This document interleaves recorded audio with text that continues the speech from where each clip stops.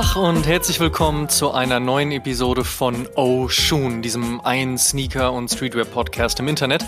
Mein Name ist Amadeus Thüner und in dieser Episode haben wir euch erneut eine Brand aus den Niederlanden mitgebracht. Hatten wir uns für unsere letzte Episode unter anderem mit Tim vom Putter zum Release ihres Nike Air Max One The Wave Packs getroffen und waren live beim Release vor Ort dabei, so befinden wir uns heute nur unweit von Putter entfernt am Damm. Dort um die Ecke, fußläufig so ungefähr 10 Minuten vom Hauptbahnhof entfernt, befindet sich der Amsterdamer Flagship Store von Filling Pieces und mit ihm auch das Headquarter der Brand. Im Erdgeschoss der imposante wie cleane Store, oben drüber das bunte Treiben vieler Menschen an vielen Tischen, umringt von einer Glasfassade mit bestem Blick auf das geschäftige Treiben der Stadt und unzähligen Designskizzen, Fabrics und ähnlich kreativem Stuff. Man merkt direkt, this is where the magic happens. Dirigent dieser Zaubershow ist Guillaume Philibert. 2009 gründete er Filling Pieces im Gedanken, eine Brücke zwischen Streetwear und High-End Luxury schlagen zu wollen. Gab es damals derartiges einfach noch nicht. Noch war kein Virgil Abloh bei Louis Vuitton, kein Kim Jones bei Dior und keine Yoon Ahn bei Nike. Dass ein Ye, formerly known as Kanye West, Luxusbrands aus meist französischem Hause mit den Streetwear-Staples aus New York oder den Sportswear-Brands mit Swoosh oder den 3 Streifen kombinierte, das war ein Novum. Und dass bei der Pariser Fashion Show auch Rapper rumhingen, das war ebenso neu. But Hip-Hop taught us und damit war alsbald und nicht nur der Straße klar, dass es einen Paradigmenwechsel in der Modeindustrie geben würde. Streetwear meets High Fashion. Oder wie Heiß Nobiety so treffend titelte, The New Luxury.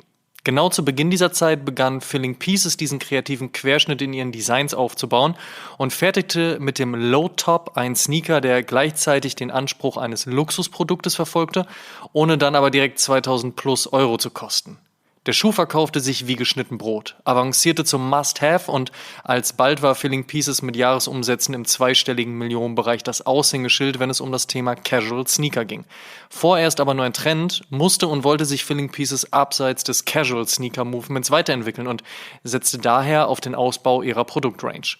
Kein leichtes Unterfangen, aber eines, welches sie meisterten. Fast forward September 2022 und The New Luxury ist der Status quo. LV Supreme, Dior Nike und Prada Adidas ist vom Hype- und Oha-Moment zur Normalität geworden. Für Guillaume und Filling Pieces ist damit ein Teil ihrer ursprünglichen Mission, doch noch lange nicht das Ziel erreicht. Wie sagt man so schön, there's always more in it. Aus diesem Grund sprechen wir heute und in diesem Advertorial und in freundlicher Zusammenarbeit mit Filling Pieces mit dem Mann hinter Filling Pieces, Gründer und CEO Guillaume Philibert, der übrigens auch jüngst in die Jury von Hollands Next Topmodel berufen wurde. Dazu aber später mehr. Erst einmal, Guillaume, welcome to the show. Thank you, welcome. How are you? Welcome to the office. Yeah, thanks for inviting me in this wonderful office, in this office space in Amsterdam. Amsterdam is such a beautiful city. I'm always coming back here and I'm happy about that. But let's start with this interview about your brand, about Filling Pieces. And the first thing which comes to my mind when I'm thinking about Filling Pieces is how you try to build a bridge. So tell me, what does a solid bridge really needs? That's a good question. I think a solid bridge needs a foundation where people find virtual and equal ground to meet each other. And that sounds maybe a little bit difficult, but just to explain you that how we started over 10 years ago was that the footwear market was different. There was a lot of sneaker brands, more athletic focused, and then there was a lot of high-end brands doing sneakers like Gucci, Dior, Vuitton, etc.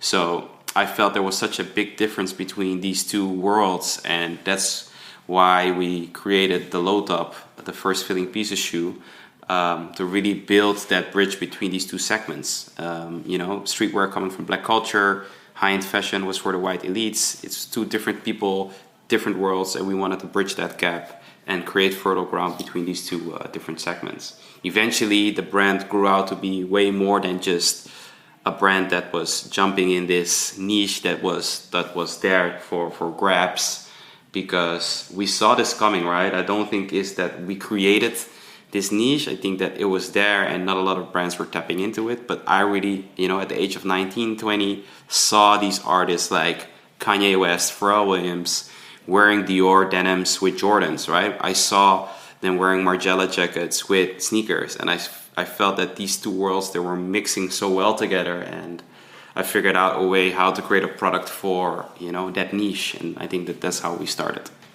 You said this was a niche, but you already saw that it combines in a good way. What exactly, what was the kickstarting point where you thought, okay, this leather jacket or high-end luxury fashion, what you ever wanted to name it, designer piece looks good with a rocking down sneakers, you know what I mean? So has there been this specific video or this specific photograph or whatever you thought for yourself, oh, this might be something which is not just like a trend or something which Pharrell or Kanye look good in it, something which could be bigger than this? I think there was 2 moments when obviously it's a buildup of all these different artists or runway shows or things I've seen traveling or in stores, but there was 2 specific moments that I think are important to highlight, which was the video of T-Pain and Kanye West called Good Life, and he was wearing a Margiela jacket there. It was like this patchwork leather with nylon piece, and that was a piece that I felt like it's so streetwear, but then it's a high-end piece, right, with a high-end price tag. And I felt that, the way it was styled by Kanye is I felt there was more. And then I remember traveling to New York for the first time when I was 16 or 17, a little bit before I started. And I went to Barney's, which is like this super high-end, it used to be a super high-end department store that unfortunately doesn't exist anymore, or in a different way, but I remember seeing Billionaire Boys Club there, and I felt the garments, they felt very qualitative. It was still run by Nigo and Pharrell back then, and I just felt that this premium feel, but then again it was a very streetwear kind of brand, and then the price point was between high-end and streetwear, right? Instead of paying 60, 70 euros for a sweater or a t-shirt, it was like 140, 130, something like that, and I felt that price point was interesting. And then seeing the people buying it and combining it with luxury brands, that was for me a breakthrough moment where I felt that this market or share is going to be big, and that's how we started. Thinking of building and founding a brand seems on the one hand very easy, because, yeah, let's do this. I want to see this coming to real life. I have this vision. Let's do this. And on the other hand, it sounds tough as whatever, because how do you start? What is exactly what you need? How do you fulfill everything you have in your mind? How do you get the vision on the table, or in the end on the bodies of different kind of people? So let's get us a little bit back in time. In 2009, you founded Filling Pieces. The initial idea you already talked about, but how did everything evolve from then? I mean, that's a lot of, I think it's so many things it's quite hard to grasp and to speak out in this podcast, but I think I can give a few main points of how everything started and what it takes. So it's a little bit hard to grasp to do everything in such a short podcast, but I think I can give a few pointers of how how we started and how what it takes. And exactly like you say, starting a brand, and please keep in mind, 10 plus years ago when I started was also a very different era, right? It's like the come up of Instagram. Twitter was really hot back then. It was different eras. It was the come up of Complex, High Snobiety, Hypebeast. All these blogs were relatively, I won't say small, but way smaller than they are now. And like you say, it's easier to just have this sketchbook and start drawing shoes, or go to a print shop and buy blanks and print a t-shirt. And nowadays when you have a product and you have some photos, you have an Instagram page and a website, all of a sudden you have a brand already, right? But for me, it's more than that. It takes a lot of guts to actually, approach retailers or, people to wear it. And it's hard to find when are you a brand, or when do you just have a product that's nice, or when is it just merchandise. But I believe that nowadays it's easier for kids that hopefully are listening to this podcast feel like, hey, I can do this because he can do it, right? I think that's the kind of premise of why we're doing things. And to get back, I think that how we started is that we had this shoe that was more premium than any athletic footwear out there. It was handcrafted. It had this formal look. You can dress it up, with a nice trousers or just with denim or a tracksuit. And then it's more, I would say, streetwear. So we're in this sweet spot of how you could dress with the shoe or style the shoe. But then again, also, we're bridging the gap. So we could go to these sneaker retailers and say like, hey, we want to be positioned in the right stores with the right accounts. But also at these department stores or higher end boutiques, we would be the entry price point product and sit next to these high end brands. So it was a sweet spot for us. But then again, it sounds easier than it is because you have to save up money. You need to find the right production facilities and developers to help you building a product. Then you have a sample, then you need to produce it. Then from producing, you need to ship it to stores or even approach stores. And I think that timing is very important. I think we started the brand at the right time, for the right product, for the right price. It was just during or post-economical crisis. So people wanted to spend less, but on better product. And they didn't have the money to pay 600-700 euros for a pair of luxury trainers. And I think that this is where we entered the market at the right time. And then again, we didn't have any marketing budget, no advertising budget. It was just me with a few friends helping me out. And what really helped me is to, get in contact and become friends with like-minded individuals that had the same passion. And as you know, the fashion industry could be very, exclusive and not really acceptive. You had these gatekeepers that were like the editors, the buyers, the it kids that would say like, hey, your brand is cool or not. And if your brand is not cool, it's hard to enter that world. And what we kind of did is just to, get connected with the right people. We were close to Black Rainbow in Pigalle in Paris. We were close to the guys from Daily Paper in the Netherlands and Pata. So that's how we kind of created our own table and build our own successes. And this really helped me in the beginning to get the word out. Then again, blogs like Heist Abiding and Hypebeast really wanted to post about the brand because they wanted to support a young business in this industry. So we had the help of a lot of people. And I think it's easier now to create a brand and go viral.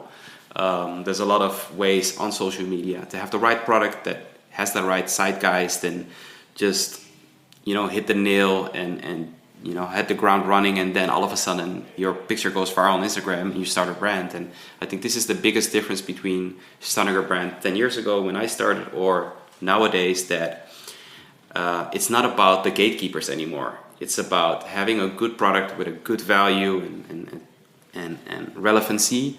And then, if you build your community that actually supports and buys the brands or follow the brands on social media or pushes the brands, that's way more valuable nowadays than back in the days. Before you needed to be in these cool retailers to be relevant. Now it's just, if you have the crowd, if you have the fans, then you go viral, and it's more moving towards direct to consumer, which is a very interesting space. So a lot of things changed, but I do think that it's all about having the right product, the right concept, the right relevancy, and then, the right timing. I think those 4 things are very important to become successful in fashion. You are in this industry for 13 years now, with having an own brand. How do you keep on keeping on? Oh wow, yeah, it's so tough. Every day it's figuring out where the market is going, where consumer behaving is going, where trends are going. And the difficulty is that, within fashion it's all about trends. And then again, we are a brand that have proven that we're here to stay. I mean, like you said, we're around for almost 13 years and we have a certain DNA, design DNA or recognizability that people like. There's certain core values about design or the brand that people like. And if you want to expand and grow to different markets, or it is, it's hard to not please everyone and then again stay true to your values and your DNAs as a brand. So it's every day. My secret is, I think, is surround myself by young people because they know what's coming on, what's relevant, or what the future is. But then again, I'm in a good spot where at the age of 32, I do know the classic sneakers and the classic trends and the classic things that have been going on. And then again, I also know, because of the youth that's surrounding me, what's coming. And I think that this is a sweet spot for me where I'm trying to move around. And then again, We have this complete new category of clothing and accessories, but also loafers, dress shoes, right? Which is becoming a bigger category for us. And this is also something that I see that there's so many releases, there's so many sneaker releases, and it's almost that everyone is just trying to hit the ground running and make a hit time after time. And I think that we are trying to like stay away from that a little bit and just focus on, you know, the core business of the trainers and sneakers that we are doing well, that people, you know us for and come back for, because we have so many customers that have been around for like 7+ years and buying the same shoe, but then again, they do expect innovation from us. So it's really like diving into details and innovating on the core silhouettes that we're doing, but then again, also looking for new opportunities to get more market shares and more consumers in that want to buy something else. And there's a lot of people that come in our stores and say like, hey, that low top or that core silhouette from you guys, I respect it, it's the foundation of the brand, but I'm looking for something a little bit more edgy. And we're also trying to build product that makes sense for this consumer, you know, to keep them part of the brand, because you cannot serve everyone with one type of product. So the loafers is growing for us. I do see a big trend in, you know, kids trying to move away a little bit from all the sneaker releases and try a little bit to dress a bit more formal. And this is where, you know, a lot of brands are staying true to who they are and fulfilling that void. Like my good friend Teddy Santos from Emily and Dore, like who I met a long time ago through our other mutual friend Ronnie Fike, and he showed me a logo and a few fonts and you know, a mood board.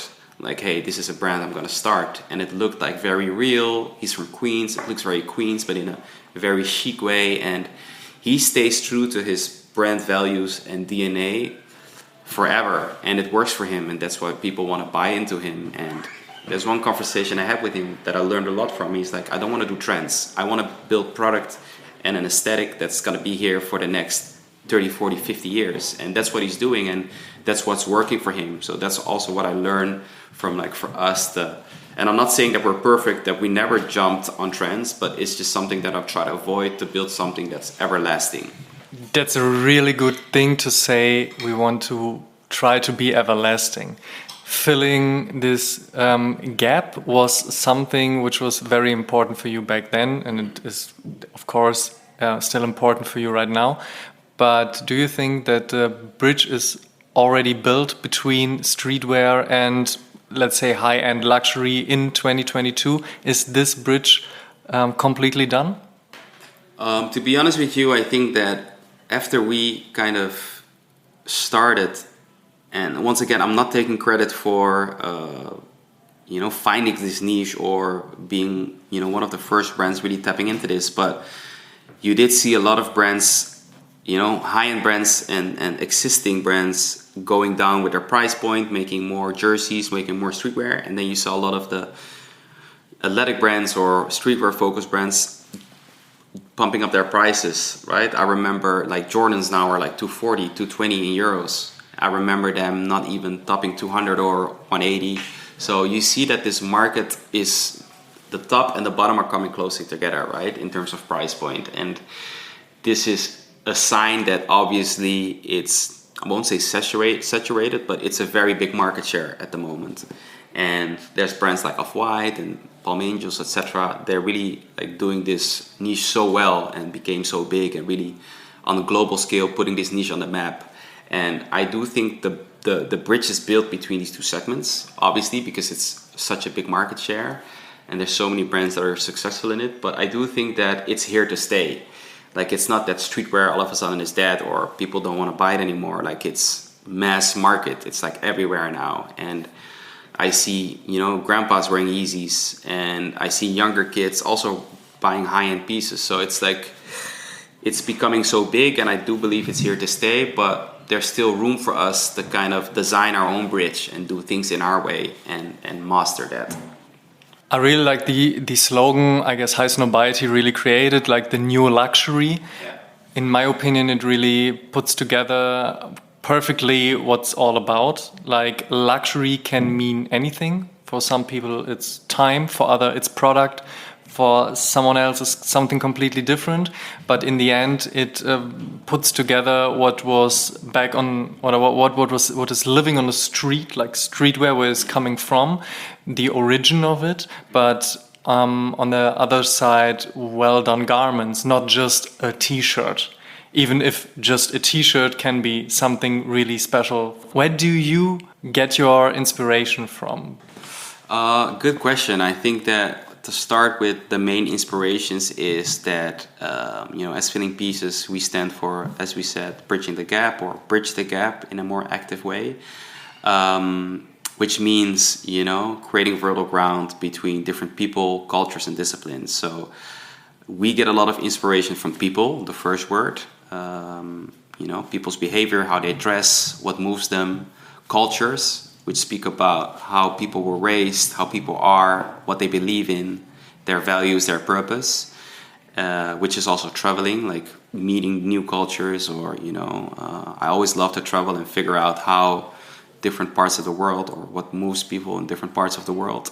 And then disciplines, I studied architecture, and we want to also build a bridge between disciplines such as architecture, design disciplines, so it's architecture, art in general, music, and this is also what really inspires me. I meet so many cool artists that make new music genres, like for example Amapiano is a very big genre now, which is a mix between Kaito and house, which is from South Africa, kind of like Afro house. And it comes with a whole new way of dressing, dancing, beats, and that really inspires me to, do what I do and keep building product or design directions that are part of this new zeitgeist. So, yeah, just really like people in general, that really inspires me. Instead of just looking like, oh, what's on the runways or what's trendy now, we really try to look at a deeper value of what moves people.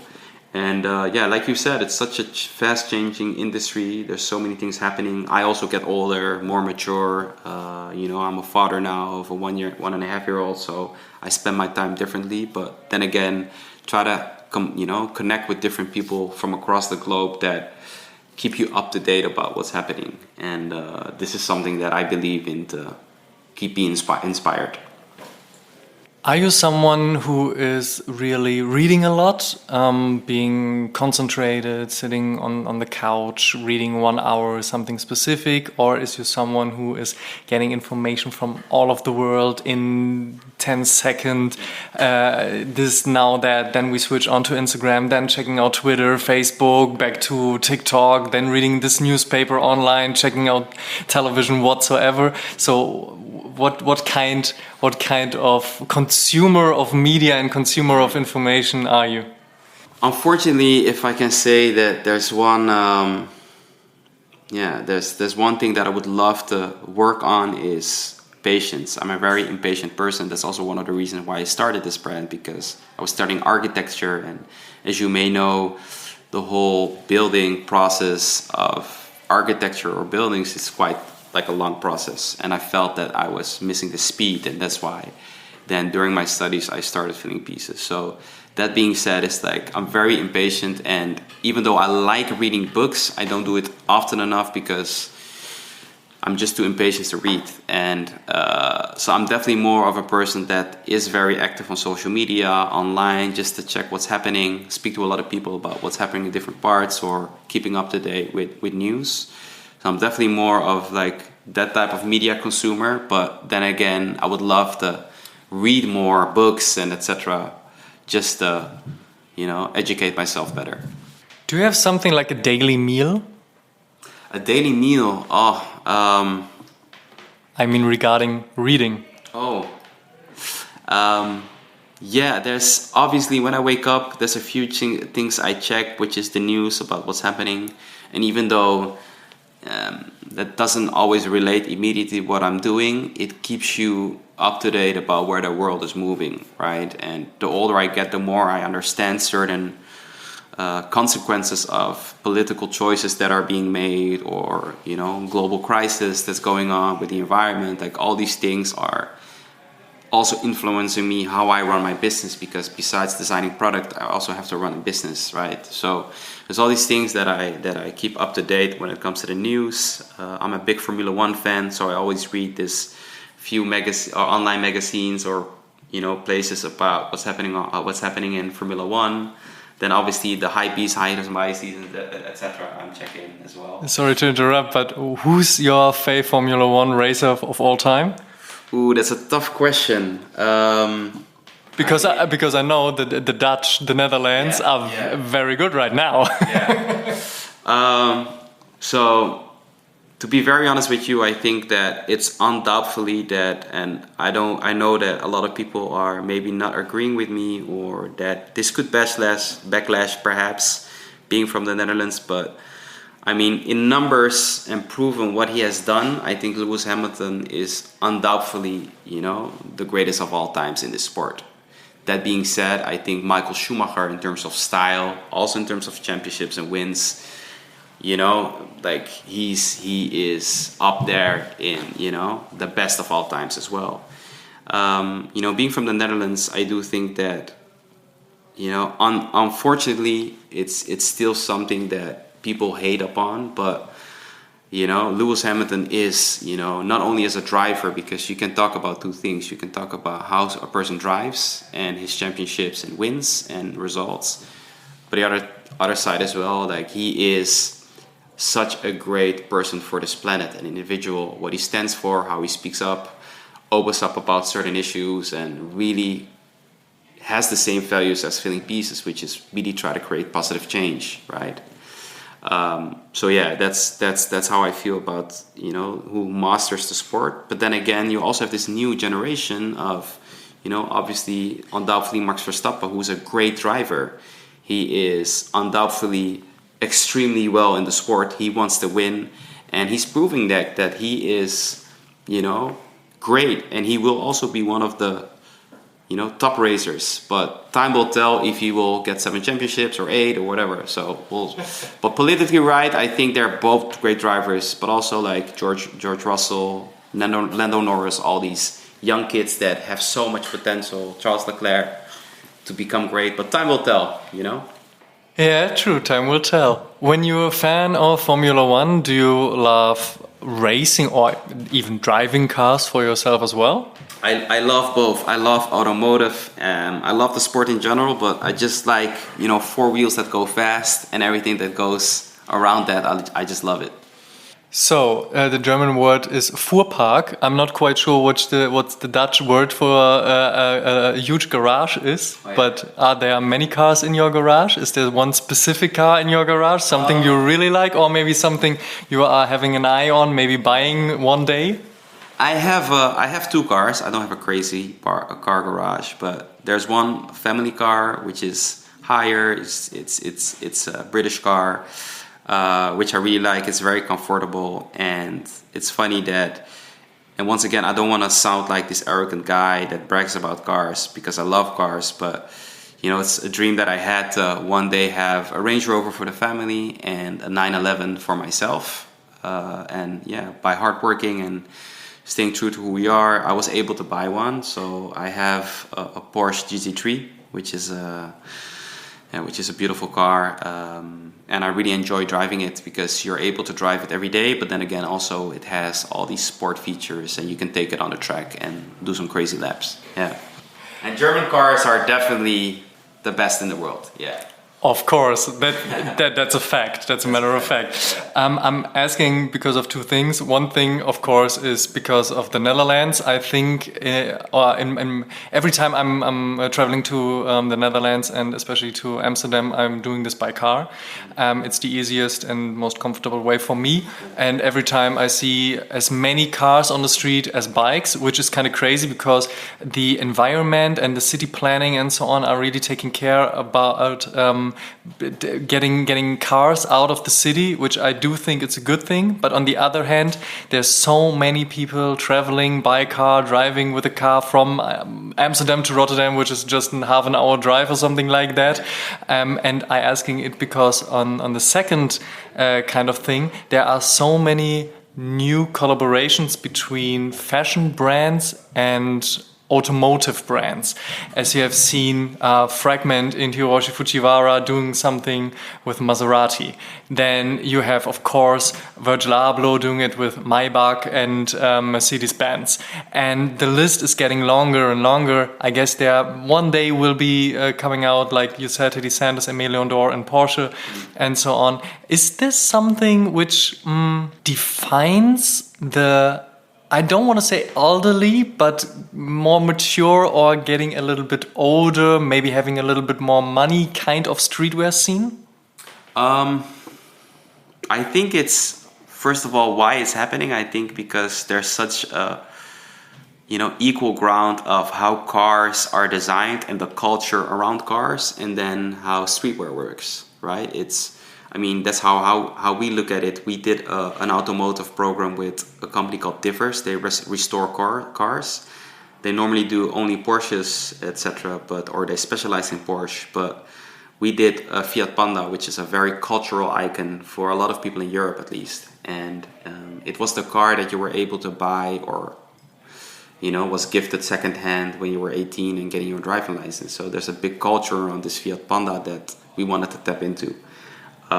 So that's why we really went in and bought two of the old ones from the 90s, early 90s, and completely stripped them down to the base and repainted everything and redid the interior and reworked on the engine, etc., to restore the engine. And it was great to work on an iconic design, because that's what at Filling Pieces we are focusing on, to make iconic designs that are everlasting, right? The 911, even though it keeps updating and getting more better and faster and cleaner, etc., it's still the same shapes, and that's something that I, as a designer, really embrace and like. So I do think from a design perspective, there's a lot of similarities about streetwear and car design and automotive. And then again, the cultures around it, people really embracing or idolizing a certain car design. That's how we in streetwear idolize a certain shoe design or a designer or a brand. So there's a lot of similarities, and that's why I think there's so many now automotive and fashion collaborations. And like you said, I think we all, when we were young, had this poster of this car above our bed. And that's what we were inspired by and motivated by to one day buy that car. And I think that what I like about most of these fashion collaborations with automotive is that they create this beautiful pinnacle piece that you would have a poster above your bed, but you're able to buy a piece of merchandise from it, which is normally very good quality, right? So I know Aimé Leon Dore did a full collection, and then they had the driver gloves, right? That's something that you could buy and still feel part of this industry. For us, it was the cap and the t-shirt and a pair of shoes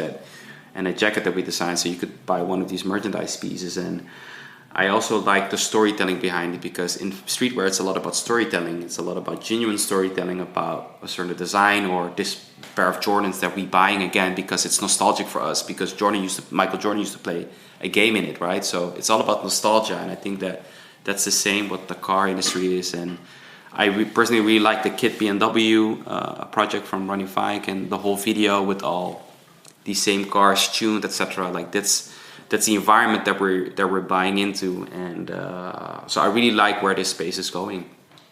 One thing I really liked about this Kith BMW cooperation was that in the end he worked on an older version and on the completely opposite of it, and a newer version, and then gifted this newer version to his parents, which I thought was such a wonderful thing and such humble in.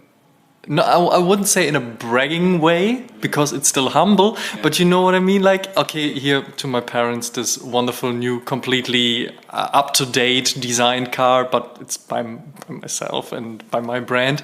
And I really, really like that. And I'm very curious about what's going down with all these automotive meets, streetwear meets, luxury kind of thing, because as you said, it's all about like nostalgia and the emotions behind that. Because, like you said, and I can't emphasize this enough when I talk to different kind of people. Every time they're coming up with, it's about storytelling, and it's something which is is so important because it's not just about the product. Of course, a good shoe has to fit your feet and has to be in a good quality and you have to wear it and it should look good. But on the other hand, it's about the emotion it brings with you. You don't wear a Jordan 1 because it's the most comfortable shoe in the world. You wear it because Michael Jordan wore it and because it's the story behind it and nostalgia and so on and so on. So this is very important. It's great to hear it from you. And you already talked about how important people in the community is for you.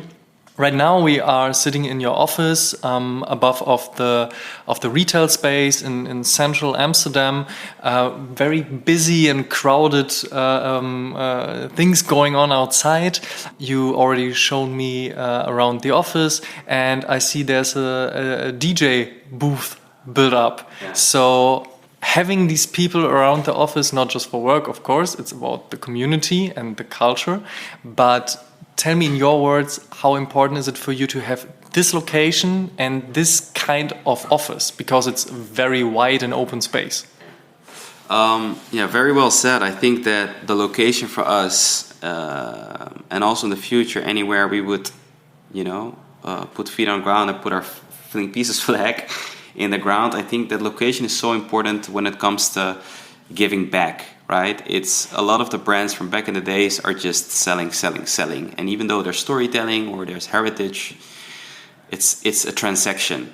And we want to stay away from that. I believe that people that are dedicated and loyal and fans of the brand and part of the community, they want to feel that they're part of something. And I think that the location that we, in the middle of the city is that even though people might not live in the city, at least they have a place to go to in the city. And that's how we also designed the space and the store that, we can move everything aside and do a party there. And we do like once every 2 months, we do a big event. And it's also open to anyone just to come and to be part of this. And I believe that that's so important to build a community because those are the people that, push your brand forward in good or bad times. And, music is obviously a great tool and platform to find equal grounds because we all love this certain artist or that beat, and it's a way for people to feel free and feel welcome and not having the feeling of, oh, I have to buy something in the store just to go in or just to be part of the place. And even though I believe that I don't really see it as a store, I see it more as a cultural hub in the city where we do workshops and panels and also give back in terms of experience and etc. I do believe that, there's people that buy the brand and like Filling Pieces for the shoes and the products, and that's great. I mean, that's what we need. And there's people that want to know a little bit more about the brand or really become part of our community and go to our events and really support what we're doing. And, I love both different consumers. And I think you both need them to build and scale a brand and become more known and respected. Yeah. Have you been to many skate shops back in the day? Yeah, even though I not really say I'm a professional skater because I really sucked at it. I really liked going there because it was not, and I think that, it also fueled me kind of to do what I do today because a skate shop was actually one of the few kind of retail experiences that was just more than a store, right? If you think about it, that, you could go there, and this is again referring to, our also mentors kind of, G and Edson of Pata, they had a different concept. They were selling, vinyls. I think they also sold graffiti, I'm not sure, the cans, and you could buy the latest sneakers from, the States that you could not buy anywhere else in the Netherlands, right? So, and it was also a spot where people just came to connect, and same for skate shops. I think that this is one of the few concepts then that, yeah, you could buy skate stuff there, like decks and all the accessories that come with it. But it was also a place where you could talk about, what are the new innovations when it comes to skateboarding? What are the new moves? People were skateboarding in front of the door. And I think that also fueled me how I would think about future retail. It was more of a community spot than it was just a place where you could, buy a skateboard. So it's a very important one, yeah. How important is Amsterdam for yourself and for the brand? Very important. A lot of people ask me the question, like, would you have done the same if you would grow up in New York or anywhere else? I think that Probably not, because the brand and who I am is so based on the Netherlands. And for a lot of people that haven't really explored Amsterdam like you have done, would say like, oh, it's this, you know, cool city in the Netherlands, in Europe, and you know, you can buy weed, and there's like the red light district, and there's all these canals and people on bikes. But there's so much more about Amsterdam and the Netherlands in general. Like, obviously, you know that the Dutch people have a colonial history of, you know, going to different places and kind of like, yeah, it's hard to say, but really tearing up certain countries and owning them, right? And slavery is a very dark page in the history books of the Netherlands, but I have to say that it happened and we cannot deny it, right? So, but then again, it also helped being the Netherlands in the future after to become a very multicultural country with so many different ethnicities, which, you know, all these different people brought different cultures, and you know, it's now very embraced and people can be who they are, and that's also fueling who I am and how it's a melting pot of different cultures. And that's what you see when you walk into our store or into our office, is that it's all these different faces from all different parts, you know, of the city or different parts of the country or different backgrounds, different beliefs, sexual preferences, different religions. And this is what really makes us who we are, and that's why we're able to do what we do. And from a company point of view and brand point of view. But then again, also, you know, me going with the first samples to New York and Paris and London, to the big cities, to kind of find new retailers. It also was cool that you're from Amsterdam, because it was this, you know, kind of rebellious place in Europe, and you know, obviously, you know, always the referation to the pata, you know, like it was cool, you know, and I think that also opened a lot of doors for filling pieces to be accepted, etc. So it really helped me doing what I do and how I started. When talking about fashion out of the Netherlands, you always talk about filling pieces, you're talking about Pata, and you're talking about Daily Paper. In my opinion, these are the three big brands. But of course, there are so many things going on. Are there some brands you would like to name drop right now that we can check them out, that we now know that this will be the next big shit? Yeah, I mean, to get back, and I don't always want to talk about the influence, but you know, Filling Pieces started with me and a group of people that were like-minded, that were helping out, you know, packing shoes and bringing them to stores, etc., shipping boxes.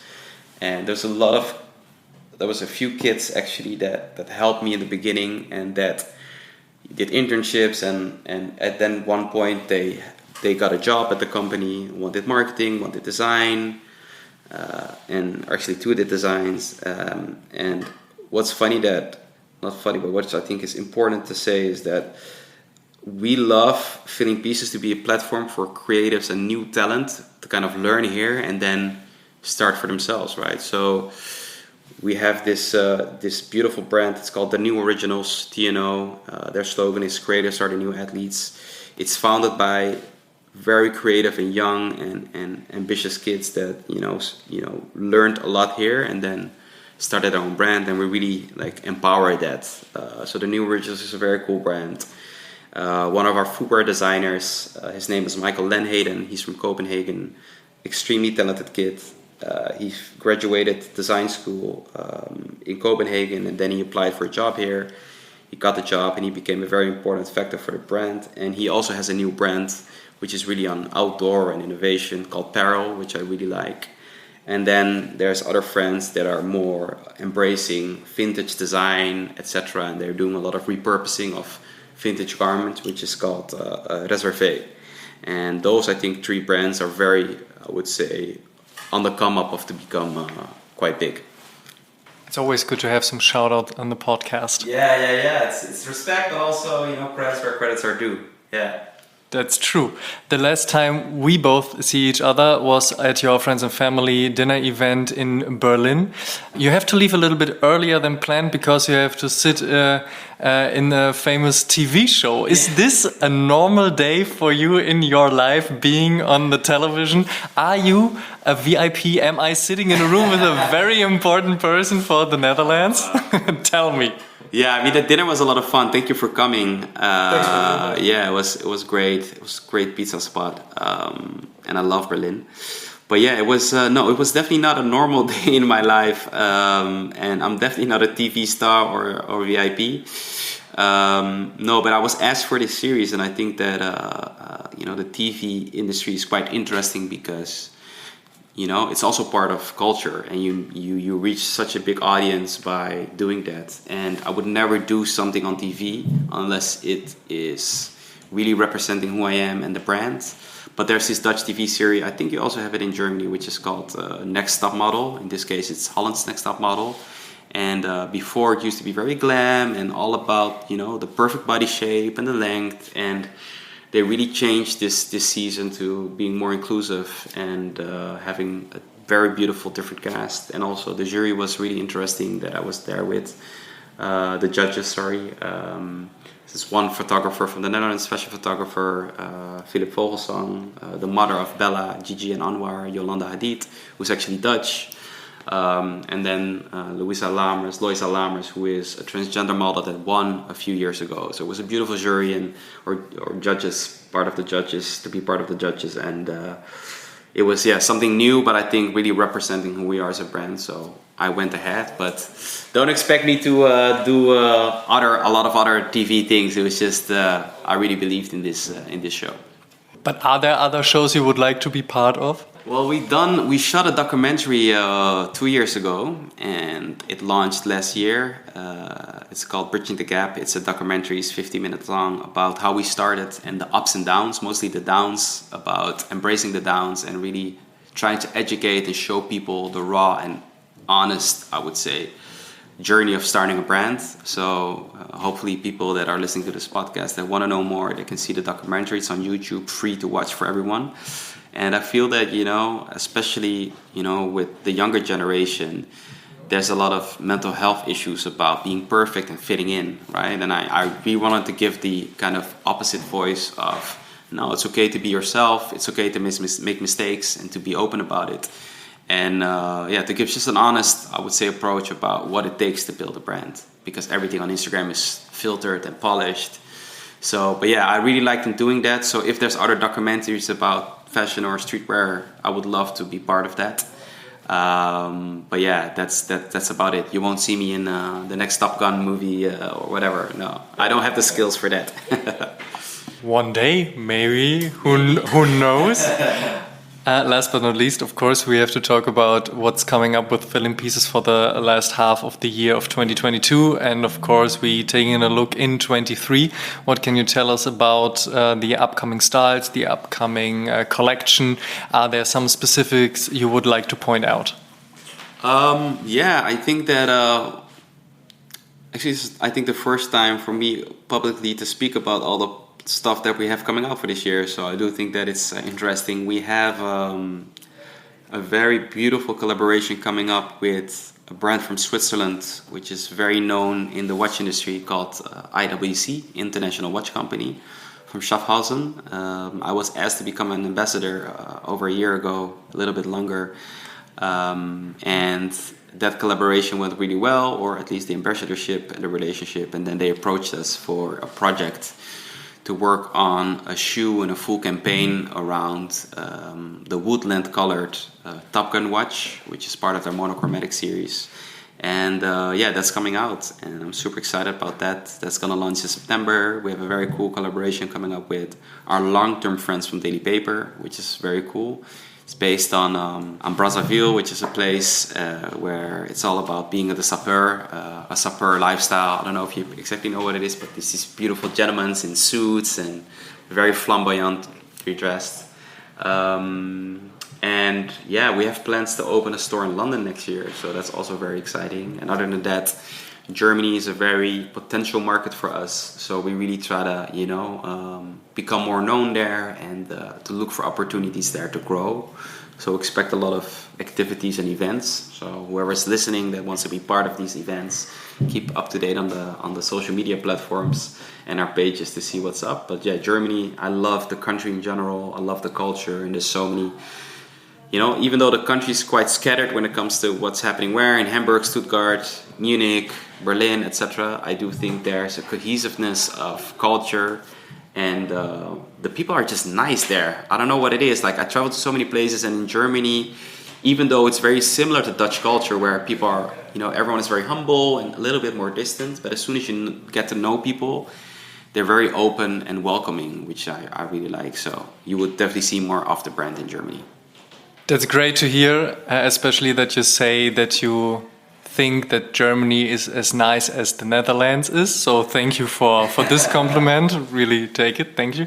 But jokes aside, when you could only pick one specific, not like garment, because you have to dress fully to, don't run around naked. But if you could pick one specific thing which is very important for your own personal taste, your own personal style, even if this may be a watch, a chain, maybe your wallet or whatsoever.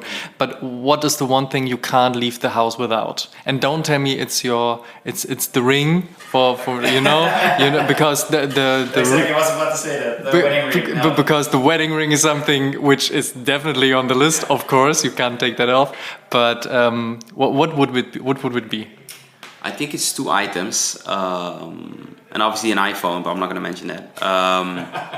It's this ring that I have, which is not my wedding band, but it's called a Matteklopper, which is basically, I don't know the German word, but it used to be this tool where you clean your when you enter a house, you have a welcoming mat, and to clean that with. And in Surinamese, the country where I'm from, Suriname in South America, this is kind of a cultural ring that a lot of the Surinamese people wear, and it basically is for good luck and to kind of wipe away the dirt from the past and just focus on a bright future. So this really keeps me grounded and also remembering where I'm coming from, my roots, but also it's a beautiful accessory, I think, that really tells who I am and where I come from. And then I would say a pair of our loafers, because it's just so easy to dress it up and dress it down. They're very comfortable, they're chic in a certain way. Those 2 items really, I would say, translate who I am and what I cannot leave the house without. Yeah.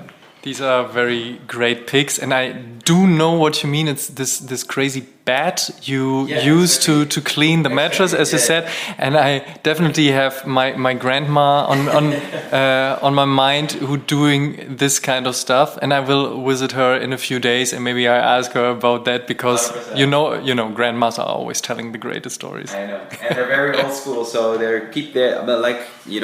my aunties and whatever. I don't have my grandmas anymore, but they still had them at home. Even though it's 2021 or 22 now, they still had them. So they still believe in the old school ways. Yeah, sometimes the old school things are the best. 100%. Guillaume, many thanks for taking your time, being on this podcast. It was great to have this talk with you. I will say it won't be the last time we are talking about whatever you're gonna do with Filling Pieces. We are very looking forward to that, to whatever happening in 22 and the collabs you already mentioned and what's going down in 23. It won't be my last time in Amsterdam, so hopefully you will invite me again to your wonderful office. Thanks, that's what I wanted to have. I invite myself and you say yes, and we have it on record, so everything's fine. Anytime you want. Gio, many thanks. Thank you. Thank you, guys. Und damit vielen Dank, dass ihr bei der 114. Episode mit dabei wart. Ihr könnt alle Episoden wie gewohnt kostenlos auf Spotify, Apple Podcasts, YouTube, Deezer, Amazon Music, Audible, Google Podcasts, Podtail, Podigy und bei allen anderen Streamingdiensten hören. Und wir würden uns sehr freuen, wenn ihr dem O-Shoom Podcast und unserem News-Podcast O-News dort folgt, wo ihr Podcasts am liebsten hört. Hört auf jeden Fall auch die aktuelle Folge O-News und beantwortet die Frage der Woche, powered by StockX. Alle Einsendungen haben am Ende des Monats die Chance auf einen Sneaker-Gutschein im Wert von fetten 250 €. Wenn ihr diese Folge O-Shoon übrigens in eurer Instagram-Story teilt und uns verlinkt, damit wir das auch sehen, seid ihr ebenfalls mit dabei. Schaut auch auf Facebook, TikTok und Instagram.com/ohschoonpodcast vorbei und interagiert mit uns und der Community. Checkt auf jeden Fall auch die Sneaker-Suchmaschine Sneakerjägers und werdet Teil der Sneakerjägers-Community. Supporten könnt ihr uns unter anderem mit einer positiven 5-Sterne-Bewertung bei Spotify und Apple Podcasts. Über 600 positive Bewertungen hat Ohschoon auf den Plattformen schon und eine Apple Podcast-Review würden wir hier gerne mit euch teilen. Megadance schrieb: Ohschoon Podcast, you make my day. Und das mit jeder neuen Ausgabe. Vielen Dank. Tut uns einen Gefallen und supportet die Podcasts und erzählt mindestens einem Freund oder einer Freundin, die sich für Sneaker und Streetwear interessiert, von uns. Show some love. Dankeschön. Wir hören uns in der nächsten Episode wieder. Bis dahin, beste Grüße aus Amsterdam. Macht's gut.